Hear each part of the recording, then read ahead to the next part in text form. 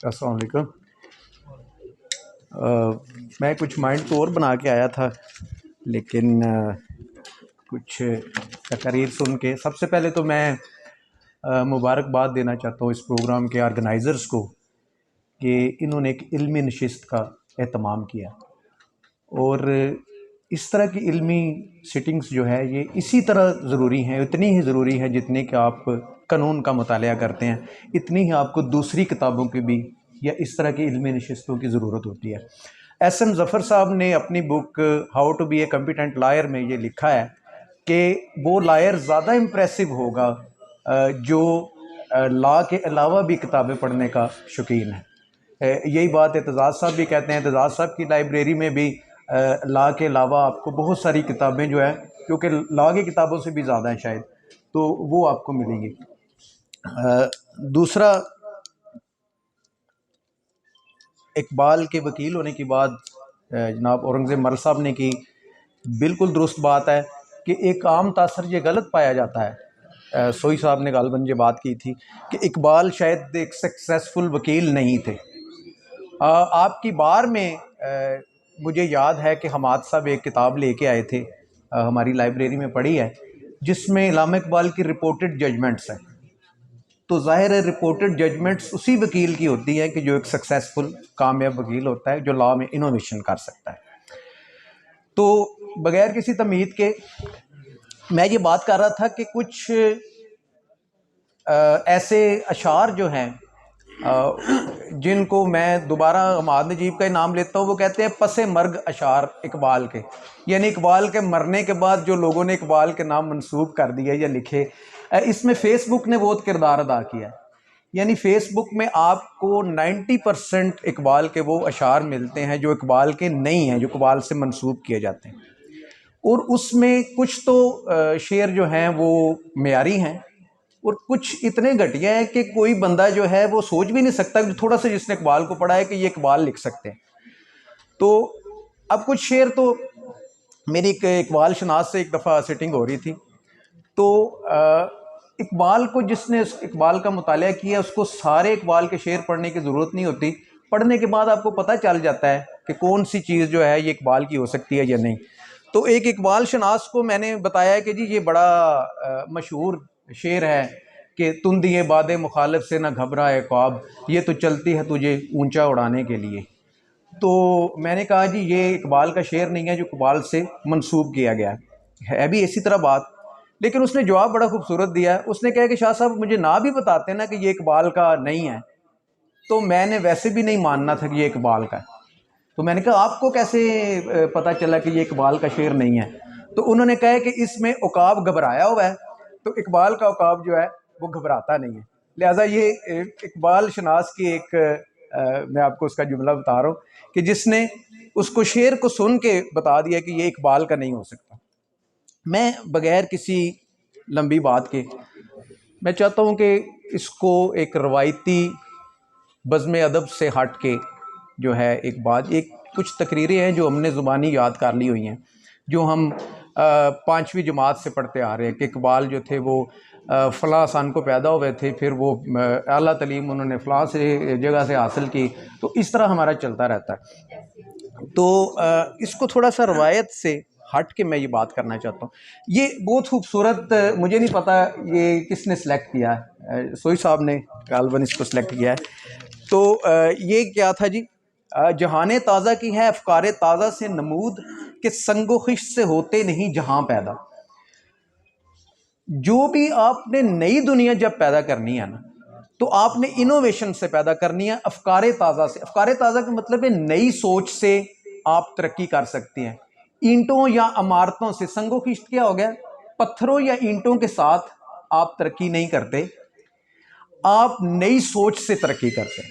सो इकबाल का ये खासा था कि वो इनोवेशन के हामी थे और इज्तिहादी सोच के हामिल थे। इकबाल नो डाउट कि इकबाल एक इस्लाम के मुबल्लिग भी थे, लेकिन इकबाल में इज्तिहादी सोच थी। मसलन हमारे अक्सर सेकुलर लोग जो है इकबाल की सोच को फरसूदा करार देते हैं, उन्होंने इकबाल को पढ़ा हुआ नहीं है इसलिए फरसूदा करार देते हैं। बस इकबाल का एक शेर है, वो कहते हैं कि जी इससे आप जो है एक सेकुलर माशरा नहीं कायम कर सकते कि जुदा हो दीन सियासत से तो रह जाती है चंगेज़ी। तो इकबाल ने दीन को इसमें शामिल कर लिया है। तो लेकिन हम जो देखते हैं कि जब भी दीन का इस्तेमाल हुआ है सियासत के अंदर या हुकूमत के अंदर, तो उससे खराबियां पैदा हुई हैं। लोगों ने अपनी अपनी इंटरप्रिटेशंस की है, इंतहा पसंदी जो है वो जन्म ली है, लोगों ने मज़हब का, इस्लाम का इस्तेमाल किया है अपनी सियासत के अंदर। तो ये कौन से दीन की इकबाल ने बात की? ये सवाल हुआ था डॉक्टर जवेद इकबाल से, इकबाल के जो फर्जंद थे। तो उन्होंने ये जवाब दिया है कि ये दीन जो है ये दीन मुल्ला नहीं है। दीन मुल्ला के बारे में इकबाल ने कहा है कि दीन मुल्ला फसाद फी सबीलिल्लाह। ये इकबाल का शेर है कि उन्होंने कहा है कि दीन का सियासत से होने का मतलब क्या है कि दीन को सियासत से जुदा ना करें, कि आपका जो हुक्मरान हो उसको जवाबदेही का एहसास हो कि वो अपने रब के सामने जवाबदेह है अपने हर एक्शन में। इसलिए फिर उसमें चंगेज़ी नहीं आएगी, उसमें वो जुल्म की तरफ माइल नहीं होगा, वो अपनी एक अमानत समझ के, अल्लाह ताला की तरफ से दी गई अमानत समझ के इख्तियारात को इस्तेमाल करेगा। तो इकबाल ने इस सेंस में दीन की बात की, इस सेंस में नहीं बात की कि कोई इंतहा पसंद ग्रुप जो है वो दीन को इस्तेमाल करके इस सिस्टम पे काबज़ हो जाए। सो दीन मुल्ला को तो इकबाल ने फसाद फी सबीलिल्लाह से ताबीर किया। दूसरा, इकबाल तकलीदी सोच से उनको सख्त चिढ़ थी। तकलीद के वो ख़िलाफ़ थे, बल्कि उनने एक बड़ी तकलीद क्या है जी? तकलीद क्या है कि जो भी आपका अकीदा है, जो भी आपको बताया गया है, आप मनोअन उसको तस्लीम करें, उस पर सवाल ना करें कि उसकी रीज़न क्या है, उसके पीछे ना जाएं। मसलन आपका जो मज़हब बताता है, जो अकीदा बताता है, आप उसको, इकबाल कहते हैं आप उसको तस्लीम करें। इकबाल भी उनसे बड़ा मुसलमान कौन था, लेकिन वो कहते थे कि उसकी रीज़न तलाश करें उस हुक्म की। और बकौल अली शरीती, वो भी, इकबाल भी इसी सोच के हामिल थे कि मोमिन अपने असर से हम आहंग होता है, अपने जो ज़माना है उससे मोमिन हम आहंग होता है, उसको जदीद जो ज़रूरियात हैं या जदीद तकाज़े हैं उनसे मोमिन जो है वो आगाह होता है और वो इज्तिहादी सोच का अमल होता है। तो तकलीद के बारे में इकबाल ने कहा कि तकलीद से बेहतर है, तकलीद से तो बेहतर है खुदकुशी, तकलीद की रविश से तो बेहतर है खुदकुशी, रास्ता भी ढूंढ खिजर का सौदा भी छोड़ दे। ठीक है। तो इकबाल का इवन डॉक्टर जुवैद इकबाल से एक दफ़ा मुलाकात हुई तो उन्होंने कहा है कि इकबाल का ख़त्म नबूवत पे बहुत फर्म यकीन था। तो उसको इंटरप्रेट वो जिस तरह करते थे कि इस्लाम आने के बाद इंसान के पास इतना शऊर आ गया है कि अब उसे किसी नए नबी की ज़रूरत नहीं है, उसके अंदर वो इनोवेशन पैदा हो सकती है, उसके अंदर वो इज्तिहादी सोच पैदा हो सकती है और वो वही को खुद इंटरप्रेट कर सकता है।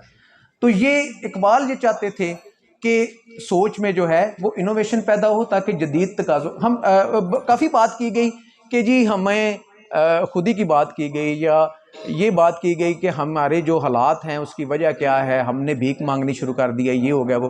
देखिए बात ये है, आपके हालात इसलिए इस तरह है कि आप जदीद दौर से हम आहंग नहीं हैं, इसलिए नहीं है कि आप दूसरों से कर्जा ले रहे हैं, कर्जे सब लेते हैं, अमेरिका भी कर्जे लेता है, ठीक है। हम आहंग नहीं हैं नई सोच के साथ। अब एक नया फैसला, आपको पता है शरीयत कोर्ट ने एक फैसला किया। तो शरीयत कोर्ट ने क्या कहा, एक पहले भी शरीयत कोर्ट ने आज से 20 साल पहले फैसला किया था कि उसने कहा था कि सूदी निज़ाम को जो है पाकिस्तान से ख़त्म किया जाए, क्योंकि सूद अल्लाह ताला के खिलाफ जंग है, इसमें कोई शक नहीं है, अल्लाह और रसूल के खिलाफ जंग करार दिया गया है सूद को। तो उन्होंने कहा जी सूद को आप ख़त्म कर दें। अब क्या हुआ, हमने कहा कि जी ये तो सारी इकानमी ख़त्म हो जाएगी, सारी सूदी इकानमी, सारा बैंकिंग हमारा जो है सिस्टम ख़त्म हो जाएगा, तो हम क्या करें। हमने फिर एक मुनाफिकाना रविश इख्तियार की। हमने क्या किया, हमने वो पिटीशन लगने ही नहीं दी सुप्रीम कोर्ट में। 20 साल बाद वो सुप्रीम कोर्ट में पिटीशन लगी, उसके बाद सुप्रीम कोर्ट ने इसको रिमांड कर दिया। क्यों रिमांड कर दिया कि भाई ये इस पर फिर देख लें, कोई नया इज्तिहाद कर लें, क्योंकि इकानमी ख़राब हो जाएगी सारी। अगर आपने सूद को ख़त्म कर दिया तो इकानमी का, हमारे यानी हमारी कैपिटल इकानमी है ना, कैपिटल जनरेट किस तरह होगा इस पे बात करें, इसका कोई अल्टरनेट दें। शरीयत कोर्ट ने दोबारा, जाहिर है वही फैसला देना था, शरीयत कोर्ट ने वो फैसला दे दिया। अब जो नई गवर्नमेंट है, जो मौजूदा गवर्नमेंट है, उन्होंने ये क्रेडिट लेने के लिए कि हम जो है ये बड़े बस इस्लामी टच देने के लिए उन्होंने क्या किया कि हम वो अपीलें जो है वो सुप्रीम कोर्ट में हम वापस ले लेते हैं। लेकिन हम क्यों इकबाल को नहीं पढ़ते? इकबाल ने क्या कहा था? इकबाल ने कहा था कि बैंक का जो मुनाफा है वो सूद नहीं है। इकबाल का इस पे बड़ा स्टांस है। इकबाल ने क्या कहा कि उसकी इज्तिहादी सोच में ये बताती है कि उन्होंने कहा कि जो बैंक का मुनाफा है उसमें इस्तेहसाल का एलिमेंट नहीं है। जब आप सूद क्यों हराम किया अल्लाह ताला ने? इसलिए किया कि लोगों का इस्तेहसाल ना हो, तो इसमें तो इस्तेहसाल का एलिमेंट ही नहीं है। तो सूद की जो फिर इस पे हमने हीले बनाए। मैं आपको बताता हूँ कि एक दफ़ा क्या, ये हमारी 12वीं सदी में ये राइज रहा है इस्लामी ममलिकत में। क्या हुआ जी कि आपने सूद के बगैर आपका गुजारा नहीं हो रहा, तो आपने क्या किया, आपने एक बहाना बना दिया, यानी जिसको बाबुल हील कहते हैं बाकायदा, कि sale with condition to repurchase. For example मेरी एक ज़मीन है जो कि 5 लाख की है, तो मैंने अब सूद पे जो है वो पैसे लेने हैं। मैं क्या कहता हूँ कि मैं ये ज़मीन आपको देता हूँ, ठीक है जी, तो आप उसके साथ कंडीशन लगा देता हूँ कि ये आप 1 साल बाद 2 लाख में मुझे वापस कर दें। तो वो कहते हैं जी ये सूद नहीं है, क्योंकि एक बहाना बनाया सूद से बचने का, लेकिन इज्तिहाद करना मुनासिब ना समझा। तो हम जब इज्तिहाद से हम दूर हो गए तो फिर हमने मुनाफकाना तरीके से जो जदीद दौर के तकाज़ों से जो है वो बचने की कोशिश की। फिर एक और है, मैं उसको ख़त्म करता हूँ। एक आयत है कि जो कुछ भी सवाल हुआ जी, अल्लाह ताला ने कहा कि जो अमीर का जो माल है ना उसमें ज़रूरतमंद का या गरीब का हक है। तो कहा कि कितना दे दिया जाए किसी को? तो कुरान ये कहता है कि जो भी आपकी ज़रूरत से ज़्यादा है वो आप जो है वो दे दें। लेकिन सवाल ये पैदा होता है कि ज़रूरत से ज़्यादा किसको कहते हैं? जवेद इकबाल कहते हैं कि मैंने जामिअतुल अज़हर में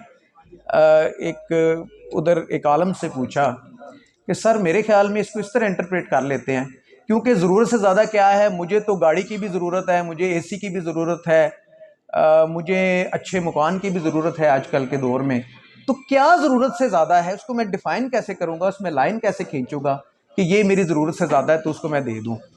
तो क्या इसमें स्टेट को नहीं कर लेना चाहिए कि स्टेट एक लिमिट मुकर्रर कर दे कि इस लिमिट से ज़्यादा कोई प्रॉपर्टी नहीं रख सकता, इस लिमिट से ज़्यादा कोई जो है वो माल इकट्ठा नहीं कर सकता, तो ये कुरान की आयत पर अमल हो जाएगा। तो उन्होंने कहा नहीं नहीं नहीं, ये तो हमने कहीं नहीं पढ़ा इस तरह हो, क्योंकि सोच तकलीदी थी, सोच इज्तिहादी नहीं थी। और उस पर इकबाल ने जो है फिर इश्तराकियत, उनकी एक नज़म है उस पर उन्होंने लिखा कि कुरान में गोता जन हो ए मर्द मुसलमान, अल्लाह करे तुझको अता जिद्दत किरदार। जिद्दत किरदार यानी जदीद जदीद तकाज़ों से आप हम आहंग हो। कुरान में गोता जन हो या मर्द मुसलमान, यानी आपको जदीद तकाज़ों से भी हम आहंग होने के लिए कुरान में गोता जन होना पड़ेगा। अल्लाह करे तुझको अता जिद्दत किरदार, जो हरफ़े कुल्ले अफू में पशीदा है अब तक, इस दौर में शाहिद हो वो हकीकत नमूदार। इकबाल जी कहते थे कि इसका हल कुरान में मौजूद है कि आप जो है, यानी जो इश्तराकियत चल रही है या सोशलिज़म चल रहा है, इसका कुरान में इसका इशारा मौजूद है कि आप लिमिट लगा सकते हैं लोगों की जो है माल की, उसकी लिमिट के ऊपर, तो फिर आप खुशहाल हो जाएंगे। हमने देखना ये है कि हमारी पस्ती या हमारी बैकवर्डनेस जो है उसकी वजह क्या है? उसकी वजह ये है कि हमने इनोवेशन नहीं अपनाई। बल्कि जुवैद इकबाल जो है वो बताते हैं कि जुवैद नामे में एक जो है शेर है फ़ारसी का, वो मुझे ज़ुबानी याद नहीं, उसमें ये है कि उसमें फतवा बाकायदा लगाया हुआ है इकबाल ने। उसने कहा कि वो मुसलमान ही नहीं है जो इनोवेटिव नहीं है, उसका इस्लाम से कोई तल्लक नहीं, जो तख्लीकी नहीं है, जो जदीद दौर के तकाज़ों से हम आहंग नहीं है। तो शुक्रिया, काफ़ी टाइम हो गया, तो अब जो है हमारे सीनियर दानिश्वर जनाब आरफ अली मीर साहब जो है वो खिताब फरमाएंगे। Thank you ji.